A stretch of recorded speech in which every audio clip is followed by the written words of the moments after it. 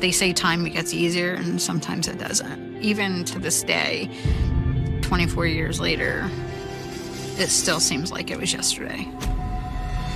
There's no way to describe the pain that a mother can feel. There's just no way. The victim's neck was sliced almost to the point of being decapitated. We learned that the night that she disappeared, there was a big fight. Witnesses told us they could hear banging around in the apartment upstairs. They just kept making me repeat my story. And they were like, so you're angry? They're like, you have a bad temper? And I'm like, yes, yes. And I'm like, but I did not kill her. It was a very volatile situation. There was information that was developed that then led us more to look at this married couple. There always seemed to be an argument about this one person. It was ruining his marriage and his life. And the question was, well, was she just a witness or did she help?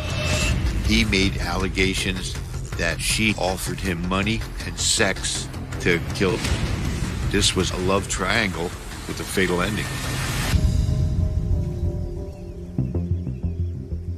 In the early afternoon of June 15, 2000, a 911 call comes in from the National Canal Museum in Easton, Pennsylvania. We have a canal in Easton, and there is a museum there on the property, but it also has a parking area. People can go down there. It's a recreational site. It's frequented by citizens in the Easton area. There were Canal Museum employees, security-type folks for the area, that saw these girls in the parking lot who were hysterical and were screaming. There was a suspected death, so law enforcement was contacted. I was working the day shift with another detective, and we got called to the scene. My lieutenant, Lieutenant Parkansky, also responded. Upon arriving at the scene, detectives learned Michelle Hetzel and Carrie Renner found the victim, who they identify as 19-year-old Devin Guzman.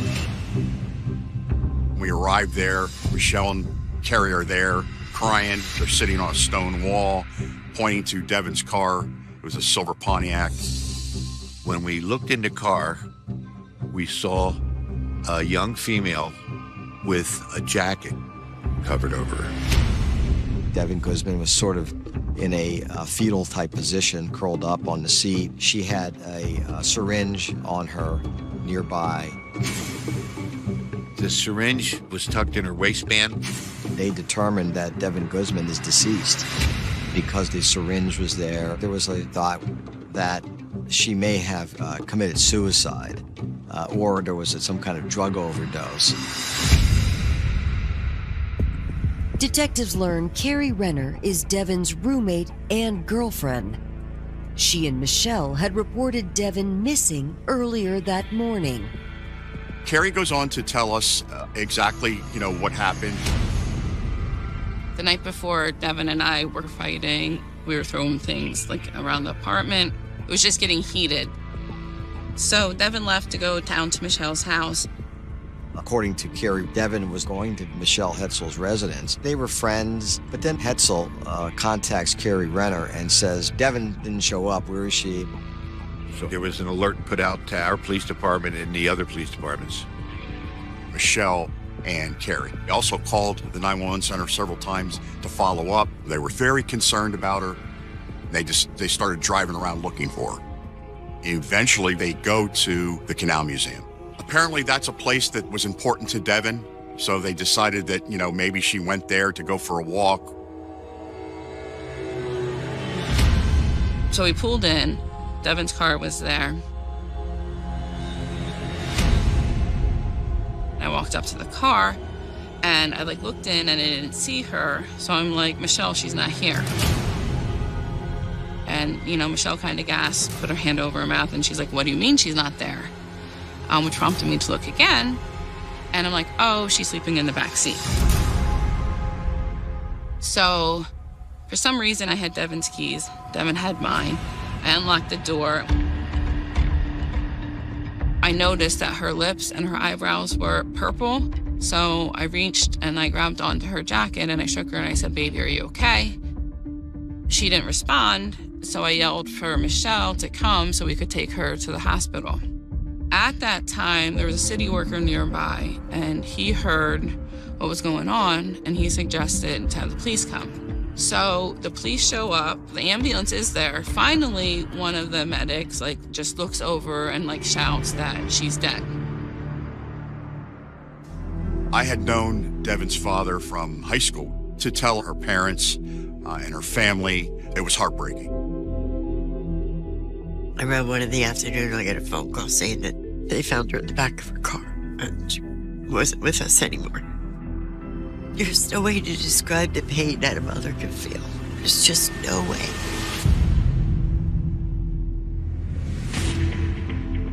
Born in 1981, Devin Guzman grew up in a tight-knit family in Easton, Pennsylvania. Devin, growing up, she was a tomboy. Devin always was a lot of fun. The life of the party, you know. Devin's personality was very bubbly, always happy. She was always very lively and on the go. As a teenager, Devin became fast friends with Carrie Renner and Michelle Hetzel. When I first came to Easton in 91, I met Michelle at the bus stop, and we instantly became friends. Then I first met Devin through Michelle. I was a year older than them, so I was the only one that was driving at the time. Devin was carefree. You know, she had a big heart. She had a wild imagination. Everybody that she came in contact with loved her. She was just a normal high school girl. Went to school, again, still liked the roller skating. Hanging with her cousins, going to the football games. We just continued to hang out until our friendship, evolved into a relationship for the both of us. Well, coming public, it was 1996, and it was not acceptable. We were often judged, where we went.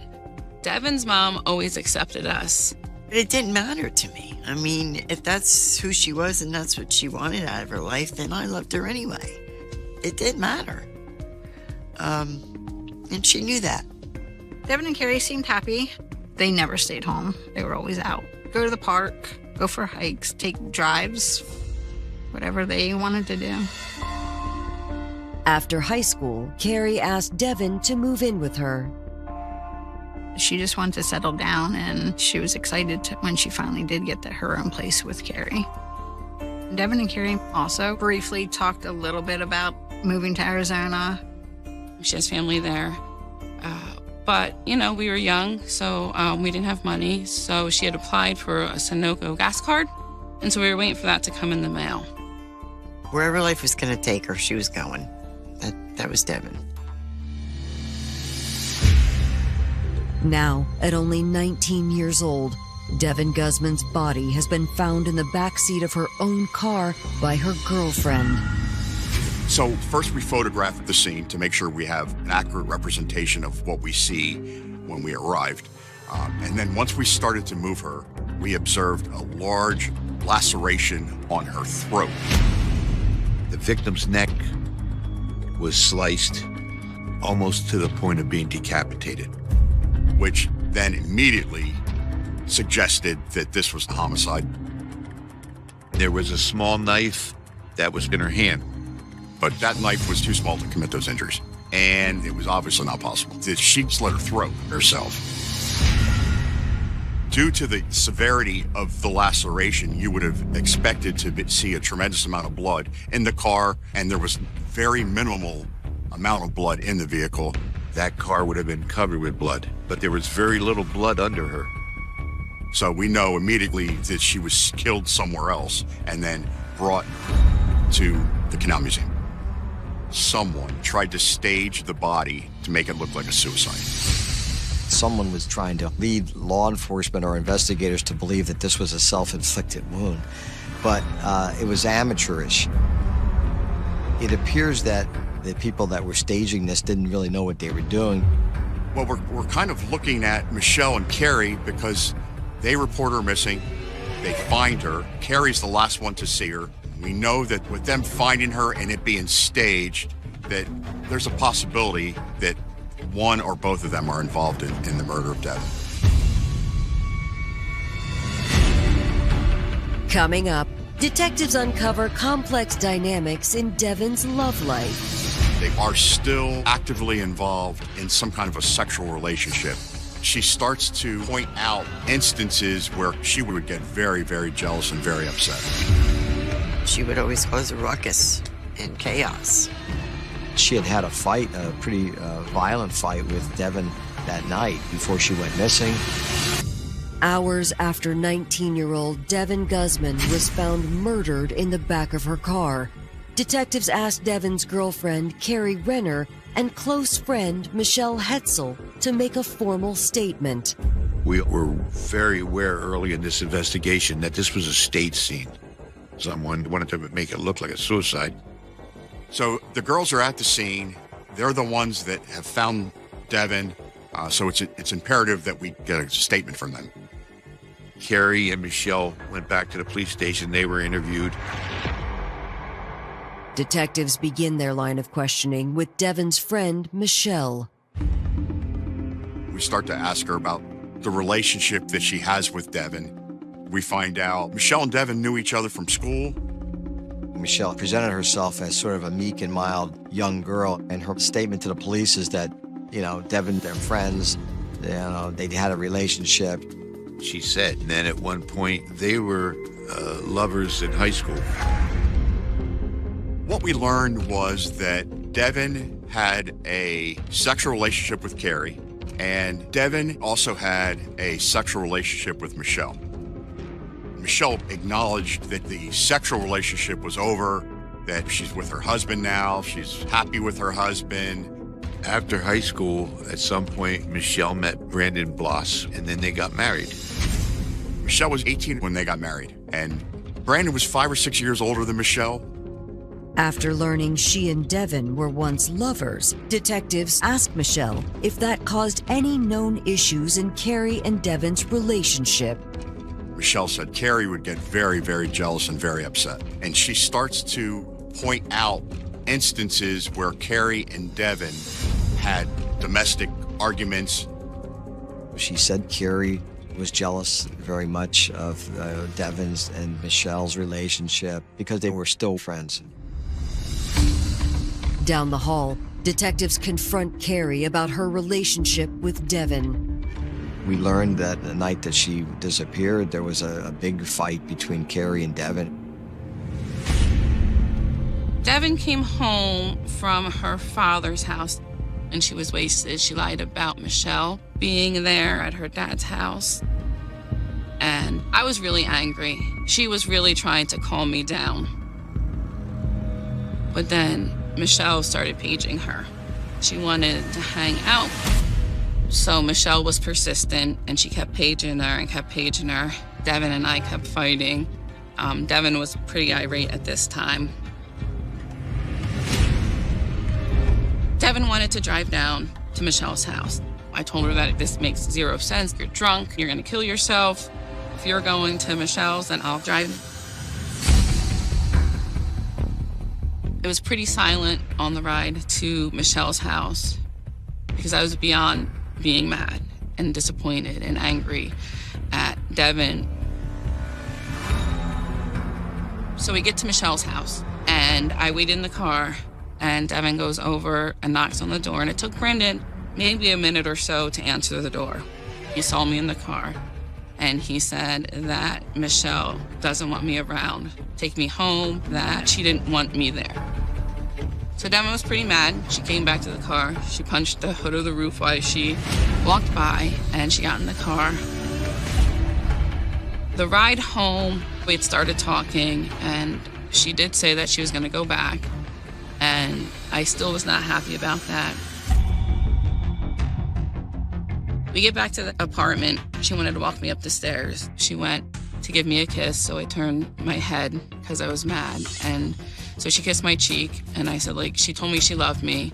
And I was like, whatever. And then I walked up the stairs. So Devin left to go down to Michelle's house, and I went inside and I went to sleep. I woke up to Michelle paging me. It was probably about like midnight now, 12:30. And she kept paging me and paging me and paging me and calling.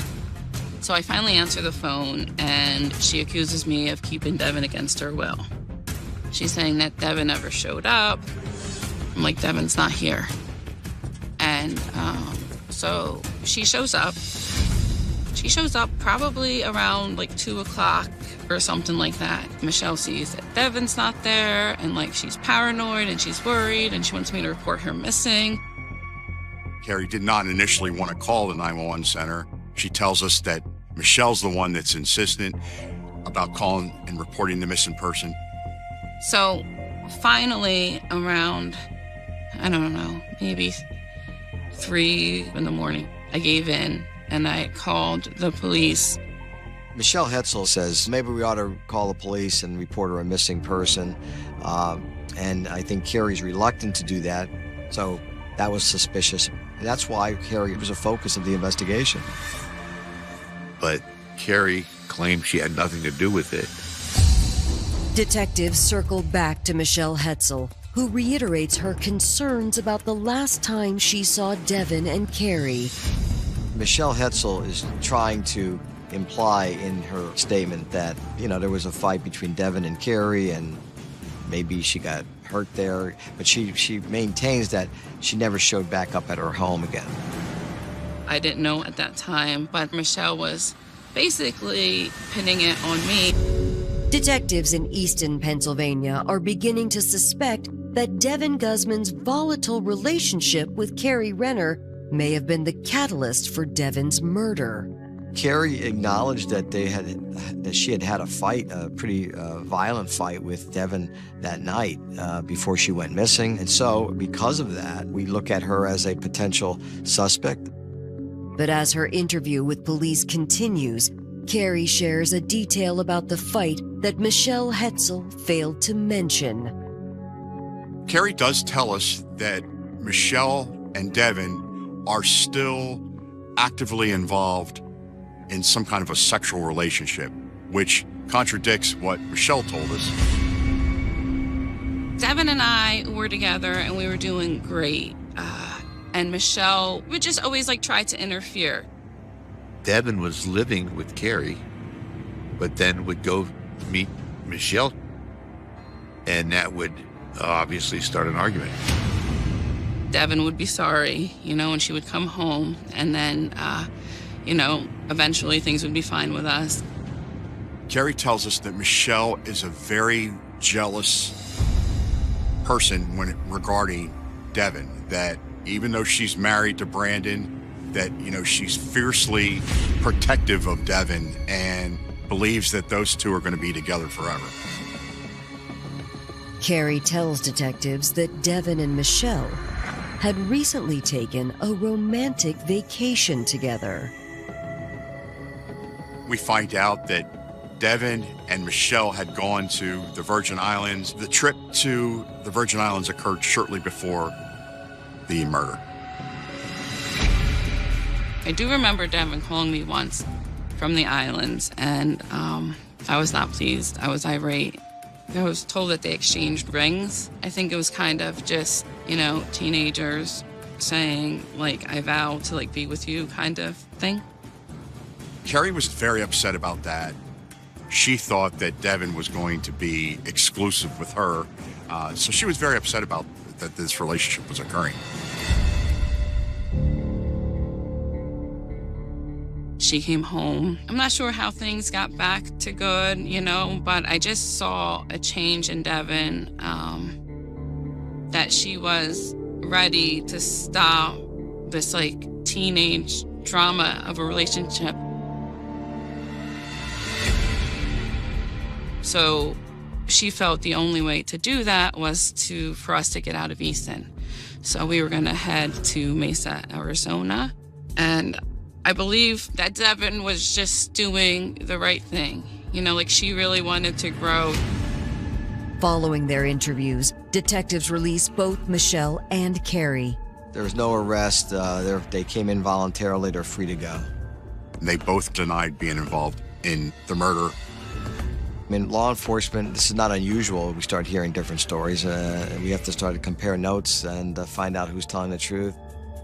After the interviews, we're kind of looking at Carrie. She's still a suspect at that point. Carrie's the last one to see her. Carrie is there when we find her. They had a fight just before Devin left, so we applied for a search warrant.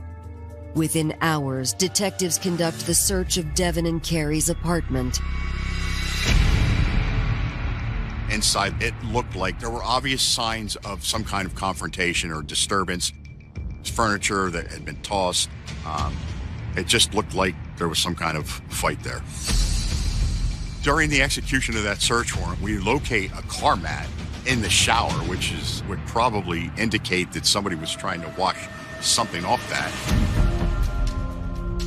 That's when it gets into the use of luminol. Luminol is a chemical that reacts to any type of blood. And we found some blood residue on that car mat. Well, at that time, we're thinking Carrie must have dropped some blood on the car mat while she was staging her body in the back of her car. This might be evidence that Devin Guzman was murdered here. The blood goes to the lab, and we have to wait till we get the result to find out what's going on. But that was one of the reasons why we were looking at Carrie early on. With physical evidence secured, detectives begin canvassing the neighborhood. She and Devin lived over top of a bar, and we ended up talking to the bartender and some other patrons who told us that the night of the murder, they could hear banging around in the apartment upstairs where Devin and Carrie lived. So because of that, we look at her as maybe she did harm later to Devin. When detectives return to the station, they discover prior reports connected to the couple's relationship. She and Devin lived in Forks Township. There were several police calls to the Forks Township Police Department where they would have sometimes violent, physical domestics. Their relationship was very volatile. We're not solely focused on Carrie, but Carrie is, in my opinion, she was the primary suspect at that time. Authorities in Easton, Pennsylvania have zeroed in on Carrie Renner as the primary suspect in her girlfriend Devin Guzman's murder. On June 17, 2000, detectives bring Carrie back to the station to confront her with the evidence. It was 2 days after she died, and it just went on and on for what seemed like the entire day. They just kept making me repeat my story. And I kept saying it. I kept saying the same thing. And they're like, so you're angry. They're like, you have a bad temper. And I'm like, yes. And I'm like, but I did not kill her. So it's quite terrifying. Finally, I stand up and I'm like, are you going to arrest me or can I leave? And so they say, well, you could have left hours ago. So I left. Even though we didn't find anything conclusive, we requested that Carrie take a polygraph exam, and she did several days later. She passed, and focus then went away from her pretty much. The night before we buried Devin, my son Derek and I, when we spoke to Carrie, and at one point he just kind of looked her in the eye and said, you see these eyes? These are my sister's eyes, too. You look at me and tell me you didn't kill her. And Carrie said, I swear to God I didn't hurt her. I didn't kill her. My gut feeling was telling me that she didn't do it. Later that day, detectives receive an unexpected call that puts Devin's alleged lover, Michelle Hetzel, back in the spotlight.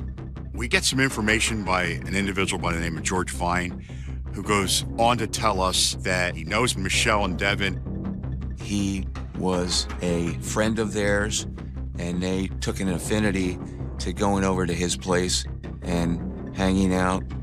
I think that they would have alcohol there. According to George, Michelle had recently made an alarming proposition. He made allegations that Michelle offered him money and sex to kill Devin.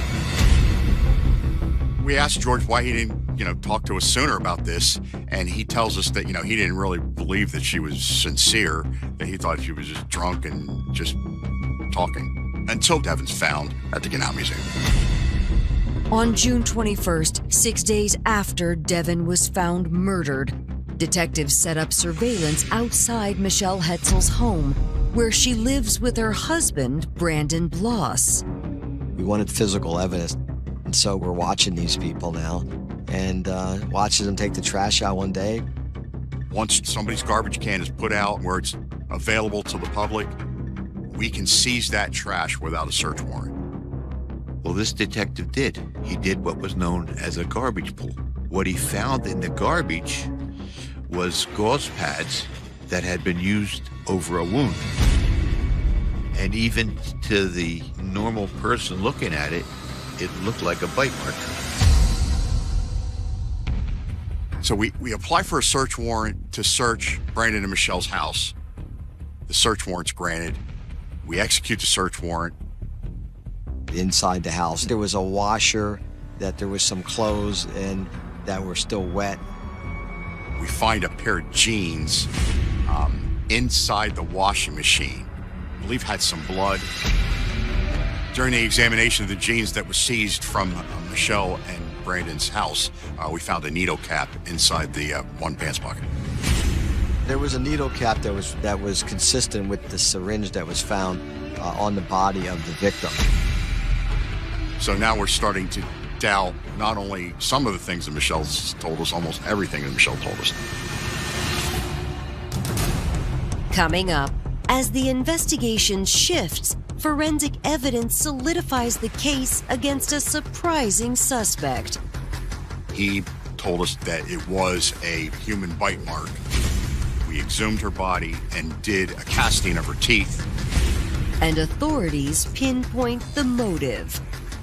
They both cooperated and conspired together to kill this poor young girl. I guess love does crazy things to you. Just days after Devin Guzman was found brutally murdered, detectives have discovered possible evidence connecting her close friend and alleged married lover, Michelle Hetzel, to Devin's murder. In the house, I didn't recover those jeans, and that's when the cap to the syringe was found. That was only a small piece, but it helped put the whole puzzle together. We also found some blood residue in the backyard. There was blood on a hose, which suggests that maybe blood is being washed away, as a result of a crime. So this is all circumstantial evidence that a crime may have been committed at this location. As a forensic team continues their work, detectives speak with neighbors of Michelle Hetzel and Brandon Bloss. And that's when we came up with a witness, Joe Welsh, who lived across the street. They seemed like a nice young couple. Michelle was fairly outgoing and would wave to our two little sons at the time. Brandon seemed more reserved, just typical neighbors across the street. As we got later into the spring and into the summer, there seemed to be much more tension between Brandon and Michelle. There were several particularly explosive incidents getting into the early June timeframe. There always seemed to be an argument about this one person who I now know was Devin Guzman. And he explains to us that he hears a pretty graphic and heated argument at Brandon and Michelle's house the night that Devin went missing. Michelle Came home and Brandon was shouting from inside the house, just berating her. And Michelle got down on the sidewalk in almost a prayer stance and started shouting, "What the F do you want from me? What the F do you want from me?" Joe tells detectives that the couple eventually returned inside. 12:35 that morning, I was awoken by a disturbance, shouting. And I looked out, and it was one woman with her back to me, and then two people inside the house, basically telling her that she couldn't be in the house. And I then saw the woman that I now know to be Devin slam her fist on the hood of the car. And she got in her car and she left. Joe Welsh tells us at some point a little later that he sees Devin's car come back. Joe Welsh was an important witness because he was able to verify that Devin had been there and left and then came back again, which was consistent with Carrie Renner's story. And according to Hetzel, that never occurred. So we knew right away. Michelle lied through her teeth about that. With the couple's home being the possible crime scene, detectives focus on Brandon to find out what he knows. So we're aware that Brandon is involved in this argument with Michelle, with Devin. So we asked Brandon to come in for an interview. Brandon was a very quiet individual. He appeared very intelligent, no criminal history. He was a college-educated person. He had a degree in chemistry, so he was a very bright guy. He met Michelle when they were very young, fell in love with Michelle, and ends up marrying Michelle. Detectives confront Brandon about his wife's on-again, off-again affair with Devin, and he admits that it had made him uncomfortable. Michelle took Devin to the Virgin Islands and used Brandon's credit card. So, Brandon's very, very upset and very angry about this. But he said that he had faith that Michelle was going to change and be a real wife to him. Brandon maintains that neither he nor Michelle had anything to do with Devin's murder. Eventually, then, we get search warrants to get DNA and photograph Brandon. He's forced to show us his arms, and when he does, very visible bite marks on his arm. He said that there was some kind of fight going on between Michelle and Devin, and he tried to break it up and got bit. We didn't really believe Brandon. At the time of Brandon's interview, we did not have enough to charge anyone, so he was allowed to leave. So Brandon and Michelle's car is impounded. It's made part of the crime scene. It's photographed, and ultimately a search warrant is issued in order to find out if there's any evidence that might be helpful in the case. Inside the trunk, we find a bloody sweatshirt. It's an XL. We find men's sneakers that have blood on them. They were sent away to the State Police Crime Lab. At this point, the evidence is really piling up, so we are fairly sure that Brandon now is involved in this. We asked odontologists to look at the injury to Brandon's arm, and he told us that he believed that it was a human bite mark. We believed that it was Devin that bit him. But we had to take a bite mark impression from Devin's teeth to be 100% sure. Unfortunately, she had been buried by that time. We applied for a court order to exhume her body. I believe the family, was very upset about it, but they understood the need for it. We exhumed her body and did a casting of her teeth. The casting of her teeth, along with the detailed photographs that were taken from Brandon's arm, were sent to a forensic odontologist. It was nearly a perfect match. Brandon is right-handed. If he came up from behind her and put her in like a chokehold position, it would have been in the spot where she would have bit him. The bite mark to Brandon's arm would suggest that Devin put up a fight. Then the question was, well, was Michelle just a witness to Brandon killing her, or did she help? Authorities have discovered evidence that connects 25-year-old Brandon Bloss to the murder of Devin Guzman. Detectives suspect that Brandon's wife, Michelle Hetzel, also played a role. So we believe that Michelle's involved because somebody had to drive Devin's car to the Canal Museum and then pick somebody up. So it would suggest that two people were involved. and Michelle lied about lots of things in terms of this whole case. Plus, the fact that she tried to hire a hitman just a short time prior to that showed a motive to want to kill Devin. In August of 2000, nearly 2 months after the murder, authorities received promising results from the crime lab.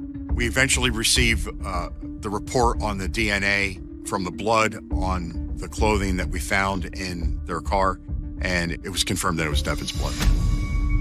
During the examination of the jeans that was seized from Michelle and Brandon's washing machine, the blood was diluted to the point where they could not do any more processing with that. The forensic report officially clears Devin's girlfriend, Carrie Renner, as a suspect. The blood that was found in Carrie and Devin's shower, it turned out that it was not Devin's. It was determined not to be relevant. We now have a puzzle that is being put together by circumstantial evidence. The victims bit this man. We have statements, by George Vine that Michelle was trying to do harm to the victim. And we have motive that Brandon Bloss wasn't happy with what was going on with Devin and his wife. Michelle was definitely obsessed with Devin. She would get very upset and angry when Devin would bounce back and forth between her and Carrie. We believe that Devin probably told her that, look, we're done. I'm going to go with Carrie. And Michelle being angry, saying, if I can't have her, no one's going to have her. And probably went to Brandon and said, look, if you help me do this, this will save our marriage. So that's what we think the motive was.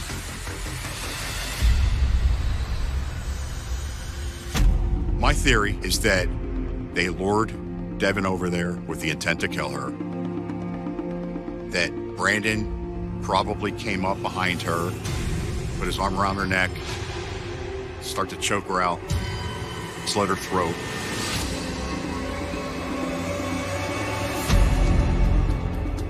Then they both carried her out back, put her in a car, drove down to the Canal Museum, which was a short distance away from their house, set up the crime scene, and then come back and make up this story as they didn't see her, and then go from there. We never found the murder weapon. The murder weapon, the knife, could have been dumped in the water. The current can be pretty strong in the waters in that location.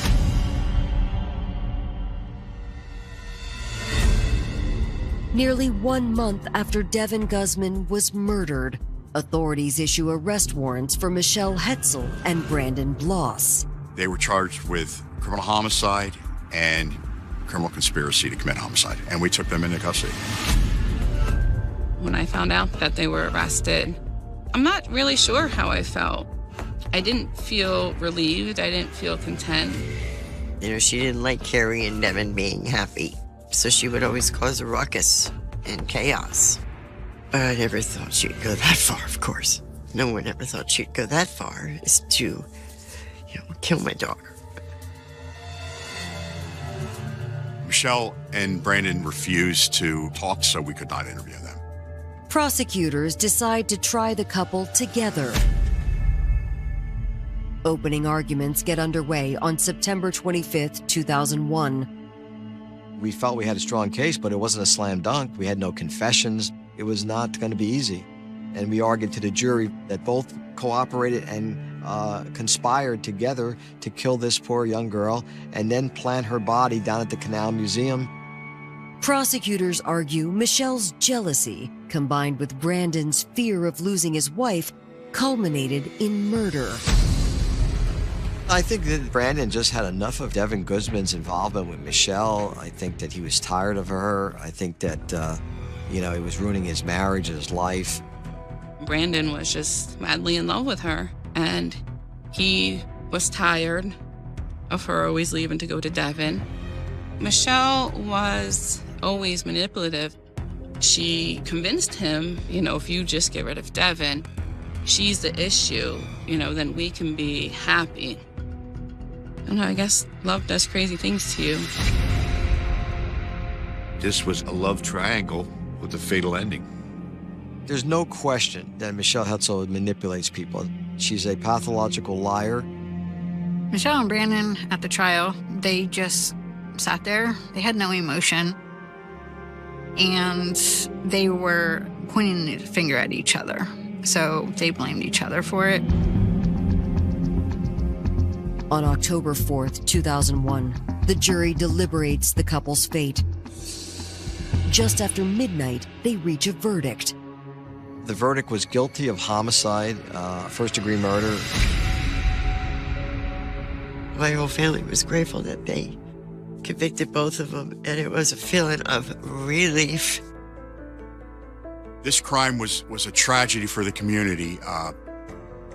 Devin was well-loved by a lot of people. They say time gets easier, and sometimes it doesn't. Even to this day, 24 years later, it still seems like it was yesterday. This whole thing ruined many, many lives. It changed my life. I have amazing kids, an amazing career in the Army, and some days it's hard to be happy. And I believe that's because, I've only ever really loved Devin. And I still keep her presence strong in my everyday life.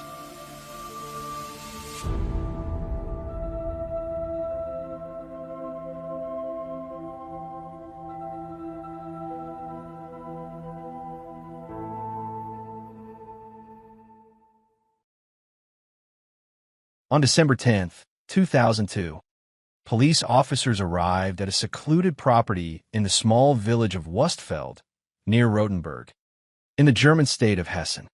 At first glance, there was nothing particularly remarkable about the house. It stood quietly in the countryside, removed from the noise and movement of the larger cities. The surrounding landscape reflected the calm rhythm of rural Germany, fields stretching into the distance, narrow roads connecting scattered homes, and a silence that could easily make a visitor believe that nothing unusual had ever happened there. Yet investigators had not traveled to this remote location by accident. For weeks, authorities had been examining disturbing information connected to online activity. A report had reached them from an Austrian student who had encountered a series of messages on the internet. The content was so unusual, so disturbing, that it seemed almost impossible to take seriously at first. Yet the more investigators looked into it, the more concerned they became. What initially appeared to be the fantasy of an anonymous internet user slowly began to resemble something far more alarming. By the time officers approached the property that winter day, they were searching for evidence of a crime unlike any they had encountered before. When police entered the residence, they discovered something that would soon make headlines around the world. Inside the house were human remains. Investigators found body parts stored in a freezer. They found bones and other remains hidden around the property. They recovered electronic communications documenting extensive discussions between two men. Most significantly, they discovered a videotape, approximately 4 hours long. That recording would eventually become one of the most important pieces of evidence in modern German criminal history. As investigators began examining the material, an extraordinary and deeply unsettling story emerged. A man had been killed. After his death, parts of his body had been consumed. The person responsible did not deny what had happened. In fact, he openly admitted it. Yet this was not a straightforward murder investigation. The evidence revealed something that complicated every assumption investigators, prosecutors, and eventually judges might have made. The victim appeared to have willingly participated in the events leading to his own death. Emails suggested detailed planning. The videotape appeared to document the encounter itself. There was no indication of a struggle in the conventional sense. Instead, authorities found themselves confronting a case that seemed to challenge fundamental ideas about crime: consent, responsibility, and the limits of personal autonomy. The suspect was a man named Armin Mewes. Within months, his name would become known throughout Germany and far beyond its borders. Media organizations around the world would report on the case. Legal scholars would debate its implications. Psychologists would analyze its disturbing dynamics. Journalists would attempt to explain how such an event could occur in modern society. Yet, despite the sensational headlines that would follow, the deeper story was far more complex than many people initially understood. At its center was not only a man who admitted to killing another human being. At its center was also a victim named Bernd Jürgen Brandes. And surrounding both men was a series of questions that German law had never been forced to answer. Under circumstances quite like these, can a person legally agree to be killed? If someone willingly participates in the events that lead to their own death, does that change the nature of the crime? Does consent eliminate criminal responsibility? Or are there limits beyond which consent simply cannot extend? Those questions would eventually dominate courtrooms, newspaper editorials, television discussions, and academic debates. But before Germany could wrestle with those legal and ethical dilemmas, investigators first had to understand exactly what had happened. The story that emerged was unlike anything most people had ever encountered. It began years before police arrived at that isolated property, long before the discovery of human remains, long before the videotape, long before international headlines transformed the case into one of the most infamous criminal investigations in modern German history. To understand how events reached that point, investigators would need to examine the life of the man at the center of the case. Armin Meiwes was not the kind of person who immediately attracted attention. Those who knew him often described him as polite, quiet, reserved. He had served in the German military from 1981 until 1993. Afterward, he worked as a computer technician. He lived a largely solitary life in a large rural house near Rotenburg. To neighbors and acquaintances, he did not appear dangerous. There were no obvious signs that would lead people to suspect that he would one day become associated with one of the most shocking criminal cases Germany had ever seen. Yet according to statements Meiwes would later make, he had carried unusual fantasies for much of his life. He spoke of a childhood desire to have a younger brother who would remain with him forever. Over time, that desire evolved into something far darker. According to his own account, he developed the belief that consuming another person would allow that individual to become part of him permanently, whether viewed through a psychological, criminal, or social lens. The progression was deeply disturbing. For years, those fantasies remained exactly that, fantasies. But the arrival of the internet created opportunities that had never existed before. By the late 1990s and early 2000s, online communities allowed people with highly unusual interests to communicate with one another across vast distances. Hidden behind usernames and computer screens, individuals could discuss ideas and desires that they would never reveal in ordinary social settings. It was within these online spaces that Armin Meiwes began searching for something specific. He posted advertisements seeking a willing participant. According to later reports, the message was direct and shocking. He was looking for a healthy adult man willing to be killed and eaten. For many people reading such a statement, the obvious assumption would be that it could not possibly be serious. Surely it was a fantasy, a joke, a provocation, something designed merely to shock. Yet the responses began arriving.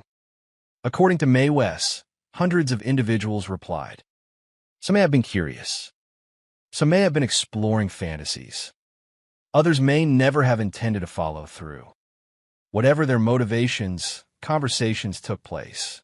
Potential meetings were discussed. Plans were considered.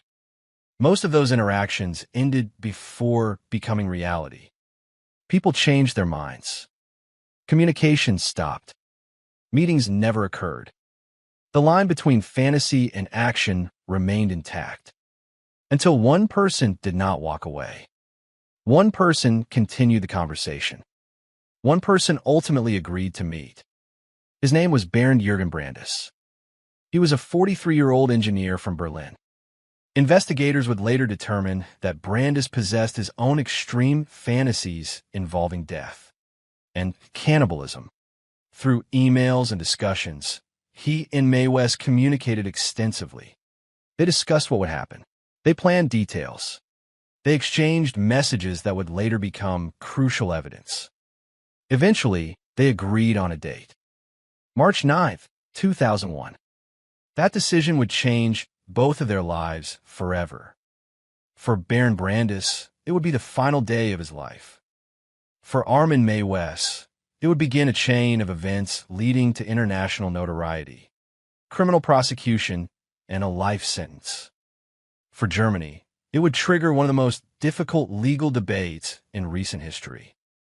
And for investigators standing inside that quiet house in December 2002, it would mark the beginning of a case that seemed almost impossible to comprehend.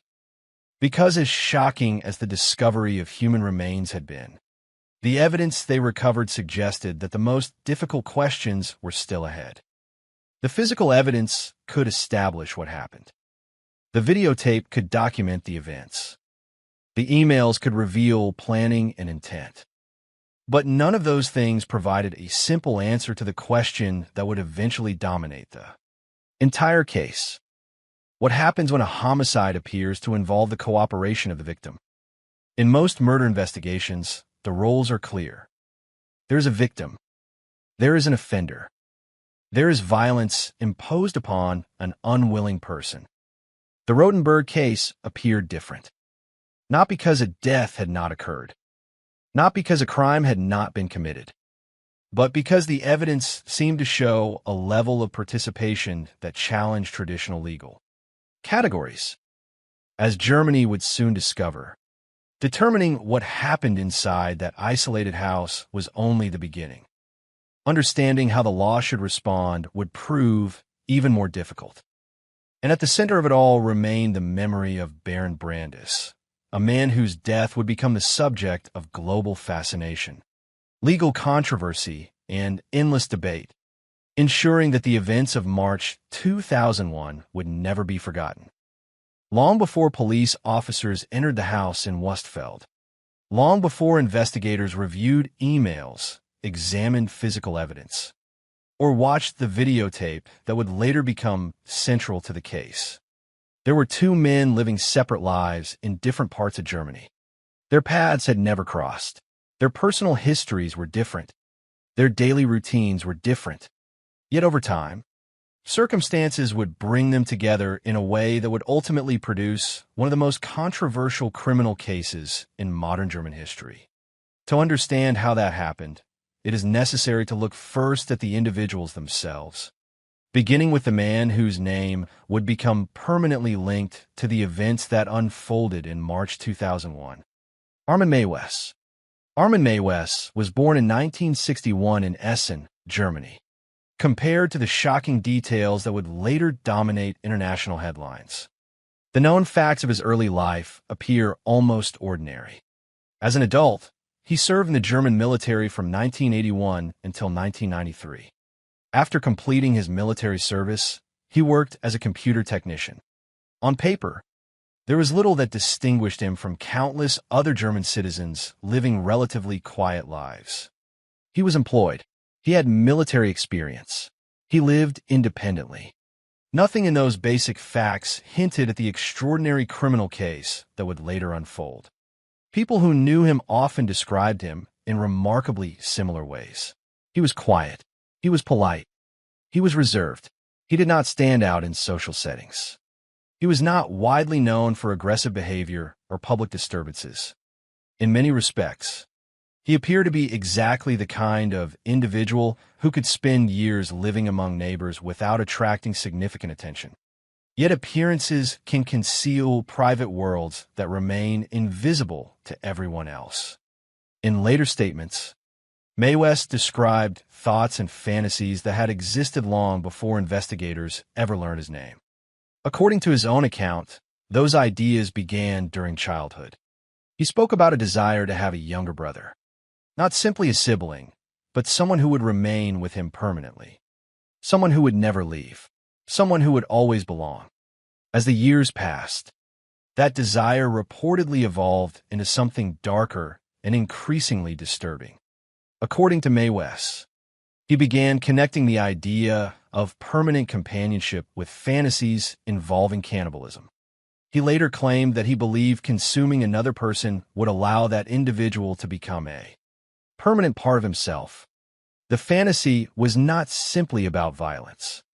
According to his own explanations, it was connected to possession, permanence, and an inability to accept separation. These statements would later become important because they offered investigators and psychologists insight into how Mae West understood his own actions. They did not excuse what happened. They did not justify it. But they helped explain how a fantasy that seemed impossible to most people could gradually become an obsession. For years, however, those thoughts remained private.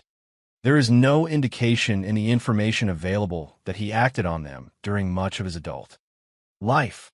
Instead, the fantasies existed largely in isolation, hidden behind an outwardly ordinary existence. That isolation became an important part of the story. Mae West lived in a large rural house near Rothenburg, surrounded by the quiet landscape of the German countryside. Unlike the crowded environments of major cities, rural life often offers privacy and distance. For many people, such settings are peaceful. For others, they can deepen feelings of solitude. Investigators would later view this environment as part of the broader context surrounding the case. The house itself would eventually become one of the most infamous crime scenes in Germany. But before that happened, it was simply the place where Mae West spent much of his life alone with thoughts that few people around him understood. If Armin Mae West represented one side of the story, Bernd Jürgen Brandes represented the other. Yet despite the enormous attention given to the offender over the years, it is important to remember that the case ultimately centers on the death of a real human being. Bernd Brandes was 43 years old. He worked as an engineer and lived in Berlin. Much of the public discussion surrounding the case would later focus on the unusual circumstances of his death. But reducing him solely to those circumstances risks overlooking a basic truth. Before becoming known as a victim in one of Germany's most notorious criminal cases, Brandes was a person with a life, a career, and a personal history. The available information indicates that investigators later learned Brandes possessed extreme fantasies involving being killed and consumed. This fact would become enormously important during the legal proceedings because it helped explain why communication between him and Mae West developed the way it did. It also contributed to the central legal dilemma that would eventually dominate the trials. However, understanding that aspect of the case requires careful distinction. The existence of those fantasies did not eliminate the reality of his death, nor did it remove the responsibility of the person who ultimately killed him. Instead, it created a complicated and deeply uncomfortable situation in which investigators had to determine how the law should interpret actions that appeared to involve both planning and participation from the victim himself. Before the two men ever met, they existed in separate worlds. Mae West lived in rural Hessen. Brandes lived in Berlin. There was no obvious reason their lives should intersect. The connection emerged through a force that was transforming society at the turn of the millennium: the Internet. By the late 1990s, online communication had begun creating opportunities for people to connect across geographical boundaries in ways that had never before been possible. Communities formed around hobbies, professions, interests, and ideas. Most of these interactions were harmless. People exchanged information, built friendships, and discovered others who shared their passions. But the Internet also provided spaces where individuals could discuss far more unusual interests, away from public scrutiny. Within some of these online forums, Participants explored extreme fantasies that would rarely be discussed openly in everyday life. According to later reports, Armin Maywes became active in several online communities focused on highly unconventional sexual interests. It was there that he decided to move beyond fantasy and begin searching for someone willing to participate in the scenario he had imagined for years. The advertisement he posted was shocking in its directness. He sought a healthy adult male who was willing to be killed and eaten.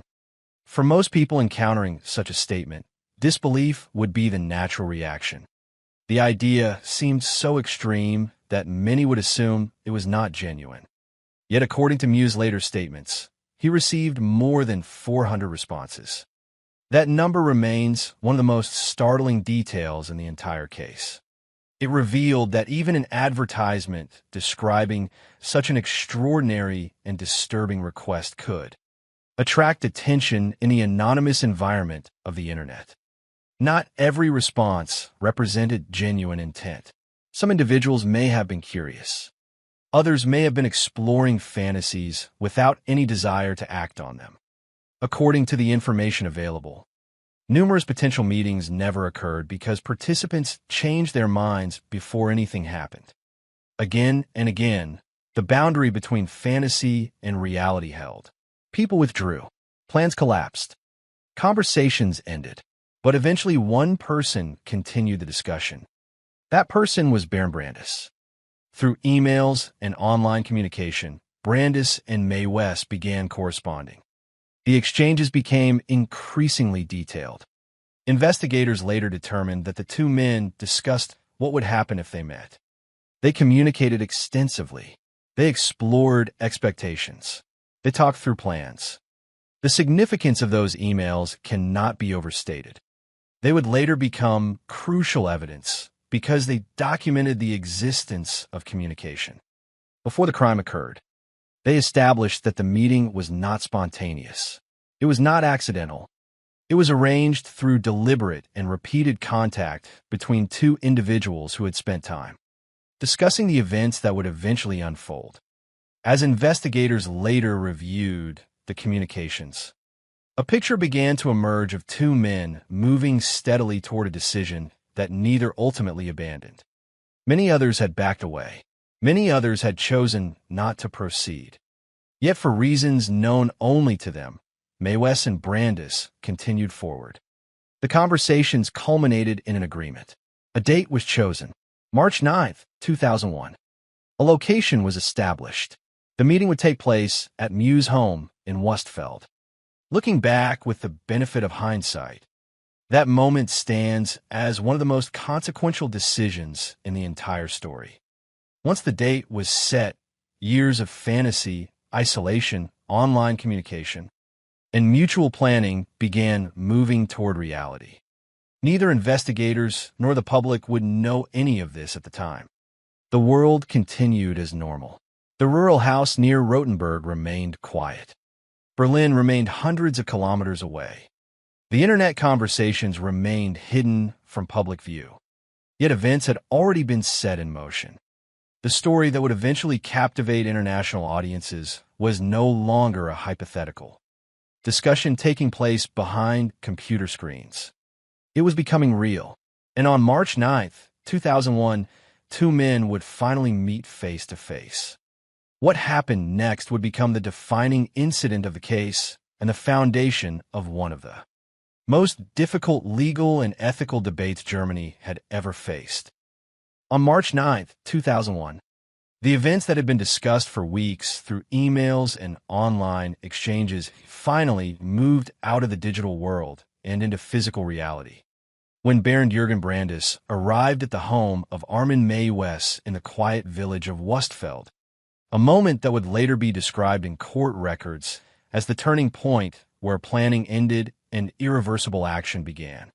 And according to investigative findings and Mew's own later statements, the encounter did not begin with violence or chaos, but with an unsettling sense of coordination, as if both men were following a sequence that had already been agreed upon in advance.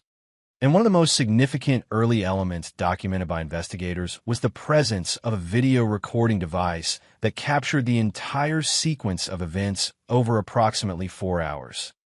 A recording that would later become central evidence in court, but whose full content was never publicly released due to its disturbing nature. And as the interaction unfolded, alcohol was consumed by both individuals, while Brandis also took sleeping medication and painkillers as part of what had been discussed beforehand in their communications. And this detail would later be emphasized in legal proceedings as part of understanding the state in which he was during the early phase of the encounter. And what followed, according to the case file and Muse admissions, involved actions that were explicitly requested by Brandis himself, including the severing of his genitalia, an act that was attempted within the framework of their agreement, and which both men then tried to cook and consume, though the attempt was ultimately unsuccessful. And this moment marked a deeply disturbing escalation from discussion into irreversible physical consequences, after which Brandis suffered significant blood loss and remained in a bathtub for an extended period of time, during which his condition deteriorated severely. While Mae West later stated in court that he hesitated for a considerable time before taking the final step, a detail that became part of the psychological and legal interpretation of his intent. And as the situation worsened, the decisive act occurred when Mae West ultimately killed Brandis by cutting his throat, an action that transformed the case from a consensual encounter gone catastrophically wrong into a homicide under German law, regardless of the earlier discussions or alleged consent, and following the death. The recording continued to document the aftermath, capturing the transition from the final moments of life to silence, a fact that would later weigh heavily in both legal arguments and public perception of the case, because it provided a continuous record that removed ambiguity about the sequence of events, even if it did not resolve the moral and legal questions surrounding them. And after Brandis' death, Mae West proceeded to dismember the body, an act later confirmed through investigative evidence. And he then treated the remains in a manner that further intensified the gravity of the case, including hanging the body parts using hooks similar to those used in a slaughterhouse, a detail that investigators noted as part of the methodical nature of what followed. And the remains were divided and stored, with portions placed in a freezer for later use, while other parts were disposed of or concealed around the surrounding property, creating a fragmented crime scene that would only later be fully reconstructed by authorities. And over the months that followed, Mae West consumed portions of the remains, with investigators estimating that approximately 20 kilograms of human flesh were eaten over time, a fact that became one of the most widely reported and disturbing aspects of the case, not only because of its nature, but because of the extended duration over which it occurred, transforming what had begun as a single fatal encounter into an ongoing post-crime behavior that continued long after the death of the victim. And during this period, Mae West did not immediately attempt to conceal all evidence in a traditional sense, but rather maintained a level of documentation and retention that would later assist investigators in reconstructing the events, including electronic communications and physical remains that remained at the property. And as time passed, the case would eventually move toward discovery, not because of immediate suspicion, but because of continued online activity, as Mae West reportedly continued to engage in internet forums and even posted further advertisements seeking additional participants, a decision that would ultimately lead to exposure, since one of these posts was identified by an Austrian student who found the content disturbing enough to report it to authorities, triggering a chain of investigation that would culminate in police surveillance and eventual action. But at the time of the incident itself, none of these future consequences were visible, and the immediate reality inside the house remained confined to the two individuals and the recording that captured their interaction. And what makes the case particularly complex in retrospective legal analysis is that the actions were not presented by investigators as a sudden explosion of violence, but rather as a sequence of agreed-upon steps that escalated beyond any point where reversal was possible. And yet, regardless of prior communication, the law would later treat the final outcome as homicide, because consent in such circumstances could not override the legal protections afforded to human life. And thus the incident stands not only as a record of what occurred inside a single rural home, but also as the foundation of a broader legal and ethical debate that would soon extend far beyond the individuals involved, reaching courts, scholars, and the public in ways that few criminal cases ever do. And by the time the sequence of events concluded, the man who had arrived willingly at the house in Wustfeld was dead. The man who had recorded the encounter was left alone with the aftermath. And a case had been set in motion that would eventually force an entire legal system to confront questions it had never before been required to answer in such a direct and unsettling form. The investigation into the events surrounding the death of Baron Jürgen Brandes did not begin immediately with clarity or certainty, but rather with fragmented digital traces and a report that initially seemed too disturbing to be taken at face value. As German authorities were first alerted not through a conventional missing person report tied directly to Armin Meiwes, but through online activity that had drawn the attention of an Austrian student who encountered unusual and alarming messages circulating on internet forums. Messages that referenced extreme acts involving consent, death, and cannibalism. And while such claims might have been dismissed as fictional or exaggerated in isolation, the consistency and specificity of the content prompted the student to report them to authorities, setting in motion a preliminary investigative process that would soon expand far beyond what anyone initially expected. And as investigators began to examine the digital footprint associated with these communications, they gradually identified a pattern of postings linked to an individual operating under online anonymity, yet repeatedly returning to similar themes involving arranged meetings and explicit descriptions of acts that, if real, would constitute severe criminal offenses under German law. And at this early stage, investigators faced a significant challenge because the internet allowed individuals to construct identities that were difficult to verify without physical evidence, meaning that every claim had to be carefully corroborated before action could be taken. But as more data was gathered, the seriousness of the situation became increasingly difficult to ignore, particularly as investigators traced connections between online messages and a physical location in rural Hessen. And this link ultimately led them toward the name Armin Meiwes, a man whose digital activity appeared to align with the disturbing content that had been reported. And as surveillance and deeper analysis of his communications progressed, authorities began to build a preliminary case that suggested not only abstract fantasy discussions, but the possibility that a real crime had occurred, involving real individuals in a real location, and with potentially irreversible consequences. And this suspicion was further strengthened when investigators discovered that Meiwes had continued posting online even after the suspected time frame of the initial incident, indicating that whatever had occurred had not ended his engagement with these forums, but rather had continued in parallel with attempts to seek further contact with similar individuals, a fact that would later become significant in establishing behavioral patterns. And as the investigation intensified, authorities prepared to move from digital observation to physical intervention, culminating in the decision to search his residence, a step that required careful coordination due to the uncertainty surrounding what might be found inside the property, including the possibility of hazardous conditions or further victims.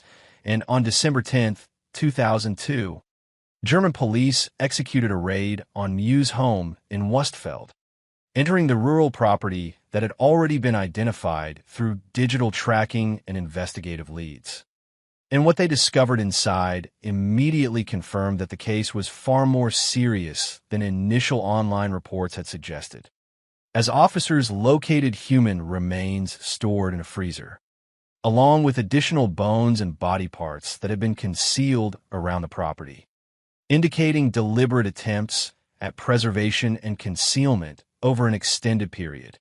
And alongside the physical evidence, investigators recovered a series of electronic communications between Mae West and Brandis, including emails that documented detailed discussions prior to the meeting in March 2001, providing crucial context for understanding how the two men had established contact and arranged the encounter.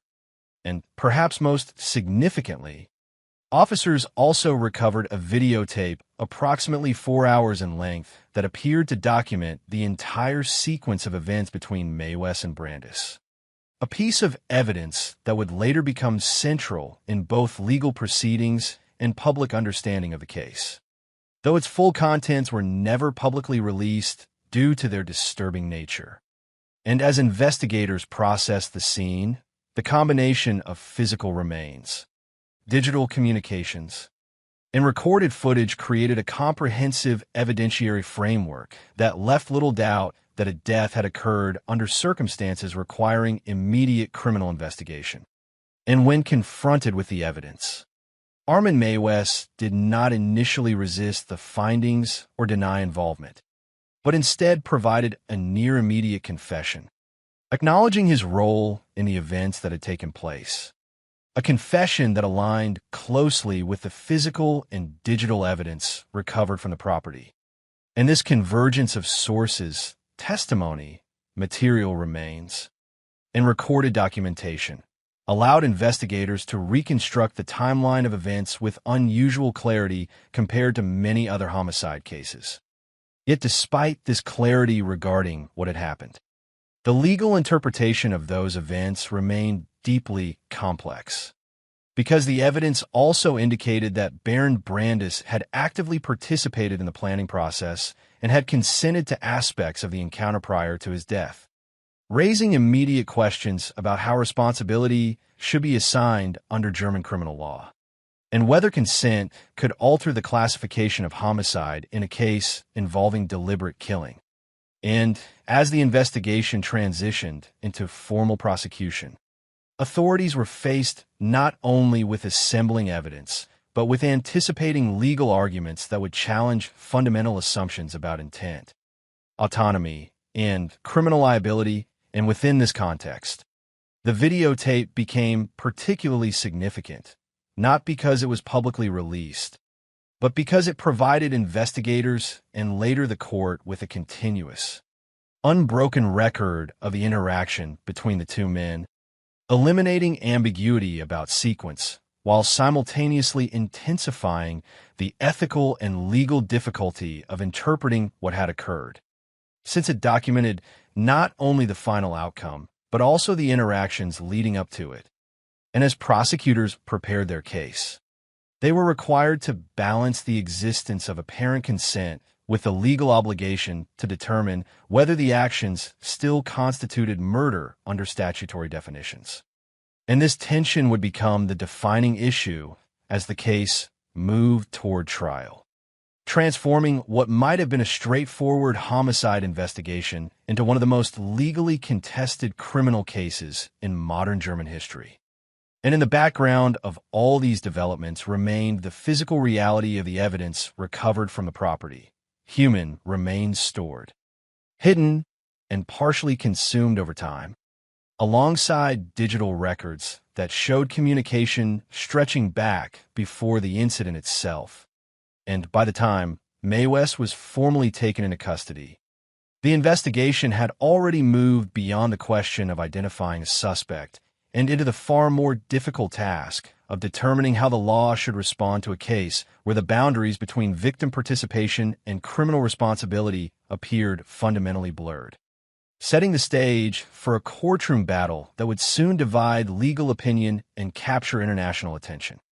When Armin Mae West was brought before the German court system, The case no longer belonged solely to the realm of criminal investigation, but had entered a legal space where evidence, ethics, and statutory interpretation collided in ways that tested the limits of existing law. And from the outset, it was clear that the central issue would not be whether Mae West had killed Bernd Brandes, because the physical evidence, the digital communications, the videotape, and his own confession all confirmed that a death had occurred and that he had been directly responsible for it, but rather how that killing should be legally classified under German criminal law, given the unusual and deeply controversial context in which it took place, particularly the question of consent, which would become the most contested element of the entire trial, as defense arguments emphasized that Brandes had not only agreed to meet Mae West, but had also actively participated in planning the events that led to his death, including explicit discussions documented in email exchanges that were later presented as evidence in court.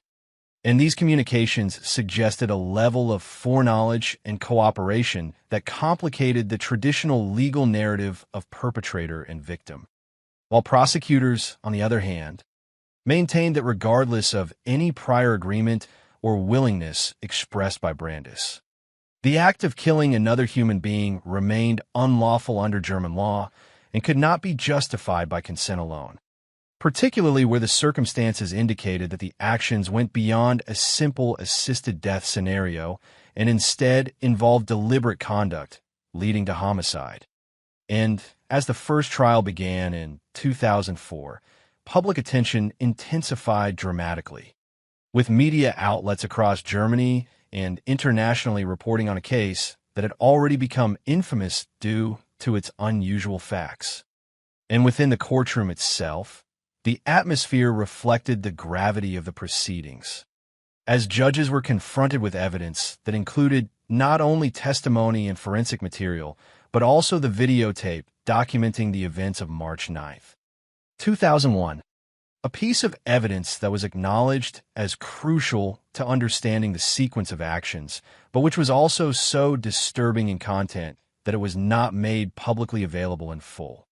And during the proceedings, Mew's own statements played a central role, as he admitted to the killing and did not deny the core facts of the prosecution's case, instead providing explanations that focused on his perception of mutual agreement and the psychological motivations he claimed to have held, including his belief that he was fulfilling a long-standing fantasy related to possession and permanence. While the court was also required to consider the condition and intentions of Bernd Brandes, whose participation in the planning process introduced a level of complexity rarely encountered in homicide cases. And this duality between consent and criminal liability became the defining legal tension of the trial, ultimately leading the court in the first instance to classify the offense not as murder but as manslaughter, or in German legal terms a lesser form of homicide, resulting in a sentence of 8.5 years imprisonment, a decision that immediately sparked widespread controversy and public debate, as many observers questioned how a case involving deliberate killing and dismemberment could result in what was perceived by some as a relatively limited sentence, while others argued that the legal system had appropriately accounted for the unique circumstances surrounding consent and participation. And this division of opinion reflected a broader societal discomfort with the implications of the verdict, because it appeared to challenge deeply held assumptions about the inviolability of human life and the extent to which individuals can legally consent to their own death.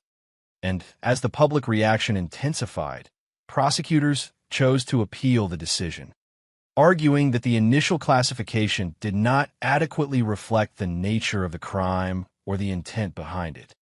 And in 2005, the Federal Court of Justice intervened, ordering a retrial on the basis that the original judgment required reassessment, particularly in light of arguments that Mew's actions were driven not merely by mutual agreement, but by underlying motives that could be interpreted as sexual gratification, a factor that, if established, would significantly alter the legal interpretation of intent and severity. And during the retrial process in 2006, expert psychological evaluations were presented to the court, with specialists assessing Mew's mental state and his ongoing fantasies. And according to these assessments, he continued to exhibit persistent cannibalistic ideation, a finding that prosecutors used to support the argument that his actions were not solely the result of an agreed arrangement, but were instead rooted in personal gratification and compulsive fantasy fulfillment. While the existence of the videotape again played a crucial evidentiary role, as it demonstrated the structured and deliberate nature of the encounter, undermining the argument that the events could be viewed purely as a consensual assisted act. And as the court examined the totality of evidence during the retrial, it ultimately reached a different conclusion from the first trial, determining that the legal threshold for murder had been met, and that the presence of prior agreement did not negate the criminal responsibility associated with the intentional killing of another person under German law, particularly given the nature of the act and the interpretation of intent presented by the prosecution. And as a result, Armin Meiwes was convicted of murder and sentenced to life imprisonment, a ruling that effectively replaced the earlier manslaughter conviction and established a definitive legal position on the case within the German judicial system, while also signaling that consent, in circumstances involving intentional killing, could not override the protections afforded by criminal law. And this final verdict became the authoritative resolution of the case, even though public and academic debate continued long after the trial concluded, because the implications of the judgment extended beyond Meiwes himself and into broader discussions about autonomy, legality, and the boundaries of consent in extreme situations and within the courtroom context. The shift from the initial sentence to a life imprisonment conviction illustrated how legal interpretation can evolve when higher courts reassess evidence and intent, especially in cases where psychological factors, recorded documentation, and conflicting interpretations of consent intersect. And by the conclusion of the retrial, the German legal system had not only determined the fate of Armin Meiwes, but had also clarified its position on a fundamental question that had been thrust upon it by an unprecedented set of circumstances, establishing that regardless of prior agreement between individuals, the intentional killing of another person remained subject to the full weight of murder law. And with that decision, the case moved from legal uncertainty into final judgment, even as its broader ethical and societal implications continued to resonate far beyond the courtroom. After the final verdict was delivered and Armin Meiwes was sentenced to life imprisonment, the case did not fade into silence in the way many criminal proceedings eventually do, but instead continued to exist in public discourse, legal analysis, and psychological discussion, because the questions it raised were not confined to a single courtroom or a single moment in time. And at the center of its lasting impact remained the reality that a man had been killed under circumstances involving documented communication, apparent consent, and a level of planning that defied conventional categories of homicide cases. And while the German legal system had ultimately reached a definitive conclusion that the act constituted murder, the broader implications of how such a case should be understood continued to generate debate long after the trial ended, particularly among legal scholars who examined the tension between personal autonomy and the state's obligation to protect life, as well as among psychologists who attempted to understand the development of extreme fantasies that, in this case, transitioned from private thought into real-world action. And within the prison system, Meiwes began serving his life sentence, with reports indicating that he was assigned to work in the prison laundry and participated in certain religious activities, a detail that added another layer of complexity to public perception, as it contrasted sharply with the violent nature of the crime for which he had been convicted. And there were also reports that he had become vegetarian while incarcerated, a fact often noted in media coverage but not central to the legal outcome of the case itself. And over time, Mae West submitted requests for early release, as is possible within the German legal system under specific conditions for life sentences. But these requests were consistently denied, with authorities and psychological evaluators expressing concerns about the potential risk of reoffending and the persistence of underlying fantasies that had been documented during the trial process. And as a result, his imprisonment continued without interruption, reinforcing the finality of the court's judgment while also highlighting the ongoing responsibility of the state to assess risk in cases involving extreme criminal behavior and beyond the individual circumstances of Mew's incarceration. The case itself became a point of reference in academic and legal discussions across Germany and internationally, because it forced legal systems and ethical frameworks to confront a situation in which consent appeared to exist in a context where it traditionally held no legal validity. And this tension became one of the defining aspects of the case's legacy, as scholars debated whether the law should ever recognize consent in cases involving lethal harm, or whether there must always be absolute limits regardless of individual autonomy. And in examining why the case attracted global attention, several factors consistently emerged, beginning with the fact that the victim had apparently participated voluntarily in the events leading to his own death, a circumstance that challenged common assumptions about victimhood and coercion in homicide cases, combined with the existence of a detailed videotape that documented the encounter and provided an unusually direct record of the events in question, as well as the fact that the two individuals had met through the internet, reflecting the growing influence of online communication in facilitating relationships that would otherwise not have been possible, including the consumption of human remains over time, which further distinguished the case from more conventional homicide investigations. And taken together, these elements contributed to the case becoming not only a subject of criminal law, but also a broader cultural reference point for discussions about deviance, consent, and the boundaries of human behavior.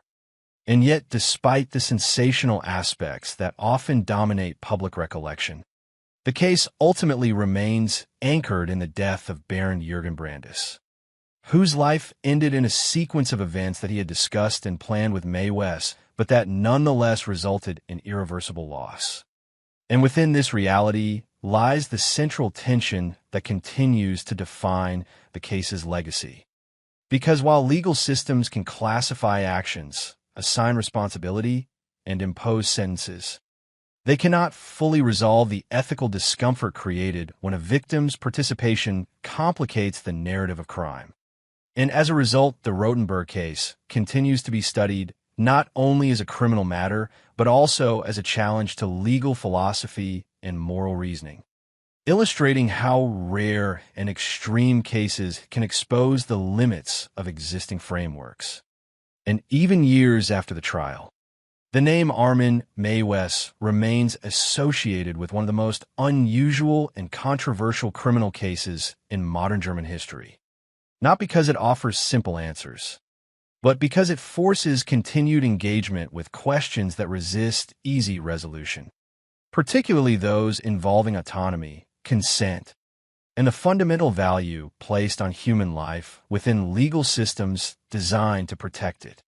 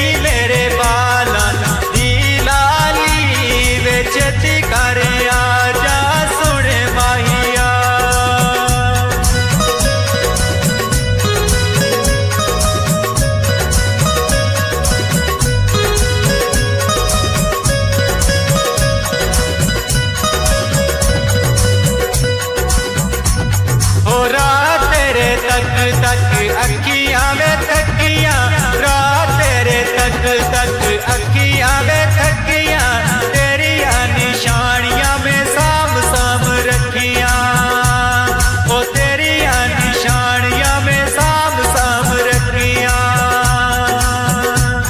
ओ कसम खुदा दी बहुओं की पसियां कसम खुदा दी बहुओं की पसियां तेरिया निशानियां में साम साम रखियां मार गए शबनम यो नमी डारी बेछेती कर आजा सोने माहिया मार गए शबनम यो नमी डारी बेछेती कर आजा सोने माहिया मैं हाँ तेरिया जुदाइयां दी मारी बेछेती कर आजा सोने माहिया मुक गई मेरे बाला दी लाली बेछेती कर आजा सोने माहिया वो छेती कर आजा सोने माहिया वो छेती कर आजा सोने माहिया हो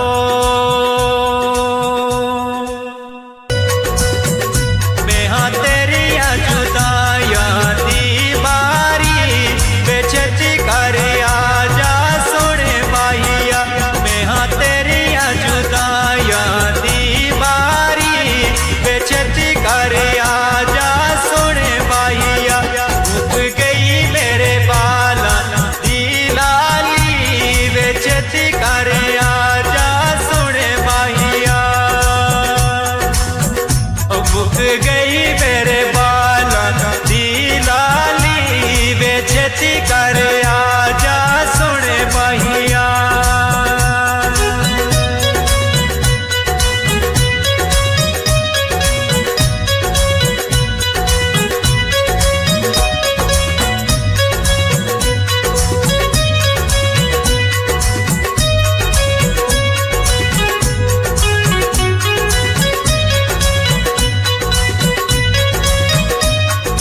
दिला दया मैर मामी होई मजबूर नी दिला दया मैर मामी होई मजबूर नी कलम कली जान मेरी चन मेरा दूर नी ओ कलम कली जान मेरी चन मेरा दूर नी तेरे अब छोड़िया ने कीता मैनू चूर नी तेरे अब छोड़िया ने कीता मैनू चूर नी बाजी अल्लाह कौन सुने मेरी आहो जारी ओ छेती कर आजा सुने माहिया मैं हाँ तेरे अब छोड़िया दी मारी वे छेती कर आजा सुने माहिया